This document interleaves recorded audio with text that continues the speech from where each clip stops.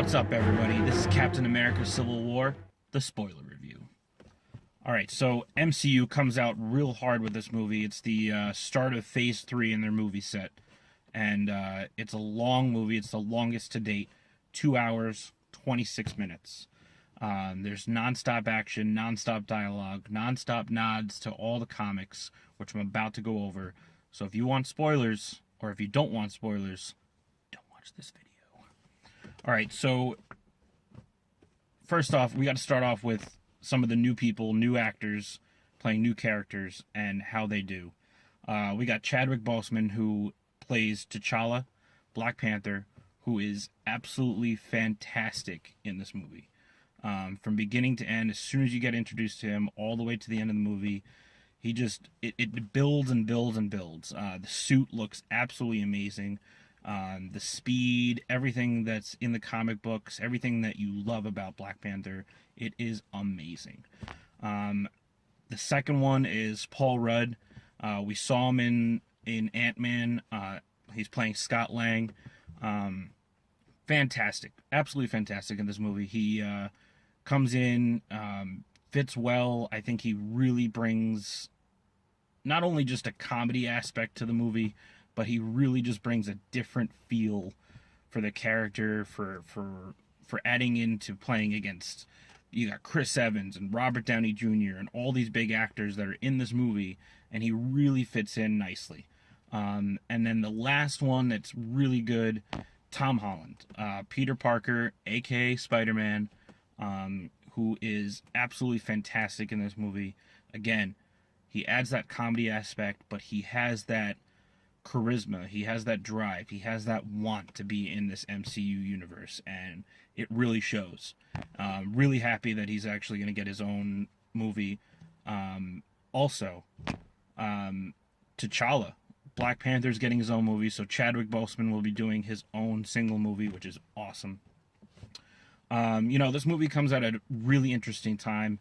It's the 75th anniversary of Cap. It's 10th anniversary of the Civil War comics. It's also the 50th anniversary of Black Panther.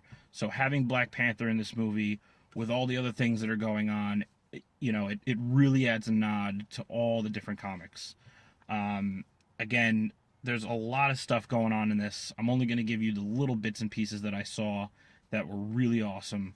The first thing I want to go over is they really started diving into the bond between Scarlet Witch and Vision, which is absolutely fantastic. They do a really good job with the dialogue in between the two of them, and that's kind of sort of a nod to the comic books. They actually end up getting married in the comic books, as everybody knows, and it's kind of like they're trying to start something. They're trying to start a relationship, get closer, become better acquaintance, because you really didn't see that interaction with Age of Ultron. The second big thing is, a big running thing in the Marvel universe, which at the end of the movie, Bucky loses his arm. Again, it's another nod to Star Wars: Empire Strikes Back, which is, every single time it happens in the movie, it's going to come at some point, but it's just fantastic every single time. And it kind of plays in well, only because Tom Holland, Spider-Man, has this line where he's like, oh, well, you know what? We have to take him down like the Empire Strikes Back. We should do it that way. So that was kind of a cool thing, only because, like I said, later on in the movie, Bucky loses his arm.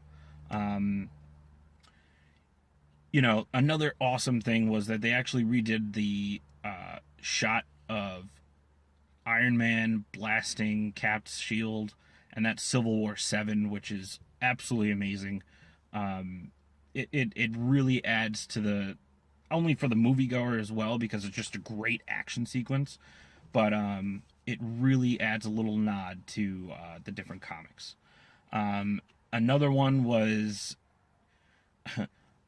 Ant-Man gets shot from Hawkeye's arrow, and that's, again, another nod to another comic book, Ant-Man number 223, which really, like those little subtle things that they add into the movie is absolutely fantastic. Little Easter eggs that you get. And the last thing I want to talk about is the post-credit scenes. We got two of them.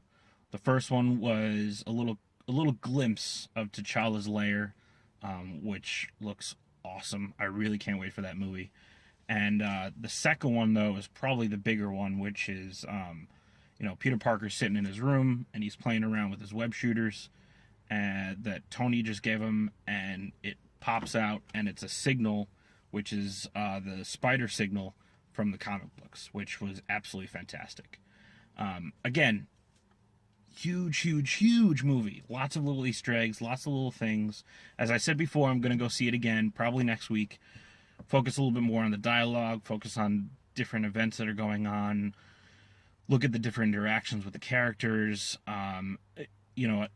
There's a lot of things going on in this movie, and there's a lot to be missed, but there's a lot to catch. Again, if you want to go see this movie, I highly suggest it.